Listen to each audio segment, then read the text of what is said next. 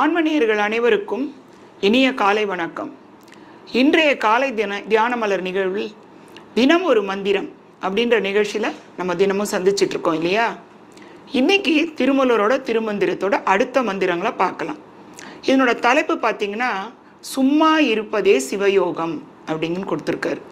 இந்த சும்மா இருப்பதுன்றது நிறைய பேருக்கு ஒவ்வொரு விதமாக புரிஞ்சுக்கிறாங்க இல்லையா? சும்மா இருப்பதுன்றது உடலுக்கானது இல்லை. உடல் சொல்லப்போனால் ஏங்கிக்கிட்டு தான் இருக்கணும், அங்கே மனம் சும்மா இருக்கணும். அந்த சும்மா இருப்பது தான் சிவயோகம். சும்மா இருப்பது அப்படிங்கிறது உடல் அல்ல. நம்ம சோம்பி இருக்கிறத சும்மா இருக்கிறதுன்னு நினைக்கக்கூடாது. சும்மா இருப்பதுன்றது மனம். மனம் எப்போ சும்மா இருக்கும்? மனமற்ற நிலையில தான் நம்ம அதை சும்மா இருக்க முடியும். அந்த மனமற்ற நிலை எங்கே கிடைக்கும் நமக்கு எல்லாருக்கும் தெரியும் இல்லையா? அது தியானத்தில் மட்டும்தான் நமக்கு கிடைக்கக்கூடிய ஒரு நிலை.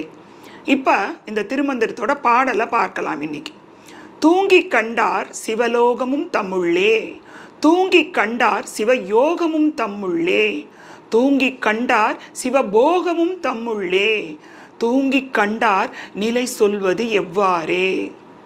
எவ்வளோ அழகாக இருக்குது பார்த்தீங்களா? சந்தம் சும்மா துள்ளி விளையாடுது இல்லையா அவர் பாடலில்.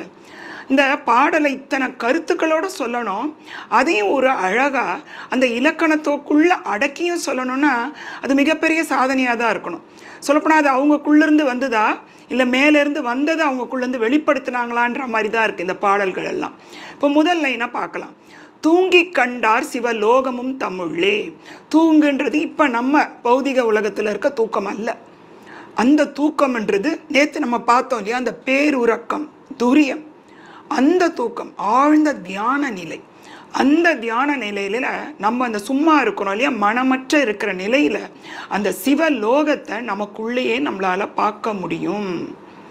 அந்த தூங்கும்போது நமக்குள்ள அந்த சிவலோகம் நம்ம போயெல்லாம் பார்க்க வேண்டாம்.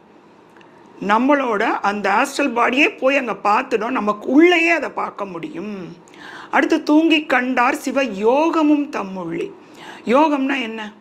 அவனுக்கு யோகம் அடிச்சிருச்சு அப்படின்னு சொல்லுவோம் இல்லையா? அதிர்ஷ்டம். இப்போ இந்த தியான நிலையில் நமக்கு கிடைக்கக்கூடியது பூமியில் உள்ள எல்லா அதிர்ஷ்டமும் நமக்கு கிடைக்கும். ஏன்னா நம்ம சந்தோஷத்தை வெளியில் தேடாமல் உள்ளுக்குள்ளே தேட ஆரம்பிக்கிறோம்.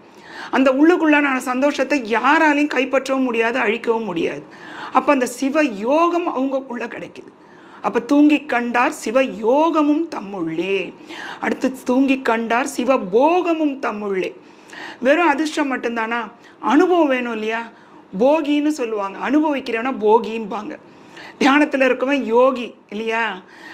நம்ம மாஸ்டர் சொல்லுவாங்க, 3 வேளை சாப்பிட்டா ரோகி, 2 வேளை சாப்பிட்டா போகி, 1 வேளை சாப்பிட்றவன் தான் யோகின்னு. இதில் அந்த போகமும் நமக்குள்ளதான் இருக்குமா? அந்த போகம்னா என்ன? அனுபவிக்கக்கூடிய அந்த மனநிலை. இப்போ நம்ம நிறைய பேர் நினைப்போம் இந்த தியானத்தில் வந்துட்டா ஏதோ பற்றற்ற நிலை, எதுவுமே அனுபவிக்கக்கூடாதுன்னு. உண்மையிலே அது கிடையவே கிடையாது. நம்ம அனுபவிக்கிற எல்லாத்தையும் முழுமையாக அனுபவிக்கக்கூடிய ஒரு நிலையை நமக்கு அது கொடுக்குது. அந்த முழுமையான நிலைனா என்ன? எந்த பற்றும் இல்லாமல், எந்த எதிர்பார்ப்பும் இல்லாமல் சந்தோஷமாக நிகழ்காலத்தை அனுபவிக்கிறது. அப்போ தூங்கி கண்டார் சிவபோகமும் தம்முள்ளே. எல்லாம் பாருங்க, உள்ளதான், வெளியே இல்லை. உள்ள மாற்றம் நடக்கும்போது வெளியில் இருக்கிறது அத்தனை நமக்கு மாற்றமாக தான் கிடைக்கும் இல்லையா? அடுத்து தூங்கி கண்டார் நிலை சொல்வது எவ்வாறே. இத்தனையும் சொல்லிட்டாரு.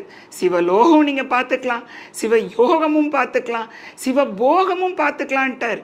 ஆனாலும் அவருக்கு மனசு இன்னும் ஏதோ இருக்குது. அந்த நிலையை நான் எவ்வாறு சொல்ல முடியும்ன்றாங்க.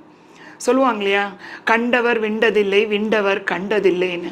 அதை சொல்ல முடியாது, சொல்லுக்கடங்காதது, சொல்லை தாண்டியது அப்படிங்கிறது தான் அந்த திருமந்திரத்தில் திருமூலர் சொல்கிறார். இது எத்தனை விதமாக, எத்தனை வகையாக, எத்தனையோ பேர் சொன்னாலும் அவங்கவுங்க அனுபவிக்காமல் இந்த நிலையை நம்மளால் விளங்கி கொள்ளவே முடியாது மாஸ்டர்ஸ். இன்றைக்கி மீண்டும் அந்த பாடல் ஒரு தடவை பார்ப்போம். தூங்கி கண்டார் சிவ லோகமும் தம்முள்ளே, தூங்கி கண்டார் சிவ யோகமும் தம்முள்ளே, தூங்கி கண்டார் சிவபோகமும் தம்முள்ளே, தூங்கி கண்டார் நிலை சொல்வது எவ்வாறே. இனிமேல் நம்மளும் அந்த தியானம் இருந்து இந்த நிலையை நம்மளும் அடையணுன்றதான் எல்லாருக்கான தேடுதலாக இருக்குது. இன்றைய இந்த மந்திரத்தை உங்களோட பகிர்ந்து கொள்ள வாய்ப்பளித்த PMC சேனலுக்கு நன்றி மாஸ்டர்ஸ்.